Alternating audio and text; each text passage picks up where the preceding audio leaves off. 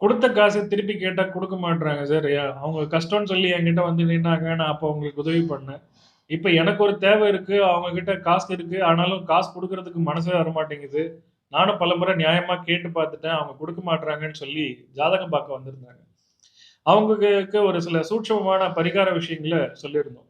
இந்த மாரி குடுத்த கடன திருப்பி வாங்குறது சிரமம் இருக்கவங்களுக்கு பொதுவா ஒரு சில விஷயங்கள்லாம் பண்ண முடியும். பொதுவா என்ன பண்ணலான்னா, ஆகமி நட்சத்திர வழிபாடுன்னு ஒரு சில சூட்சமமான வழிபாடு இருக்கு. அது ஒவ்வொருத்தருக்கும் தனிப்பட்ட ஜாதக முறைப்படி வேறுபடும்.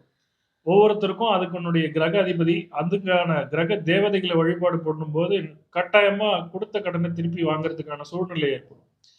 முதல்ல அது என்ன பண்ணும்னா, அந்த சூழ்நிலைய உருவாக்கும். அவங்களுக்கு மனசுக்கு மாற உதவியா இருக்கும். அவங்க மனசு மாறி உங்களுக்கு பணம் குடுக்கணுன்ற சூழ்நிலைய உருவாக்கும்.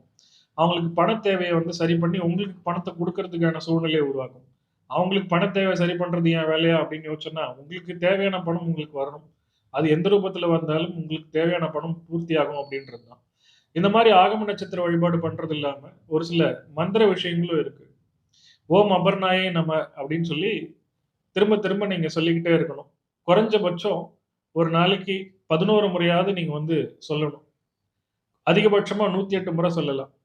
இது மாரி சொல்றதுனால என்ன ஆகும்னா, அபர்ணா தேவியினுடைய அருள் பரிபூரணமா கிடைச்சு, உங்களுக்கு தேவையான பணம் உங்களுக்கு கட்டாயமா கிடைக்கும். அத நீங்க யார் உங்களுக்கு குடுக்கணுமோ அவங்கள நெனச்சு, கடவுள நெனச்சு பிரார்த்தனை பண்ணும்போது, அவங்களுக்கு மனசு மாறி உங்களுக்கு குடுக்கறதுக்கான சூழ்நிலைய ஏற்படுத்துவாங்க. இது நெறைய பேருக்கு பெரிய சக்சஸ குடுத்திருக்கு. கட்டாயமா உங்களுக்கும் உதவி பண்ணும். முயற்சி பண்ணிட்டு எனக்கு சொல்லுங்க.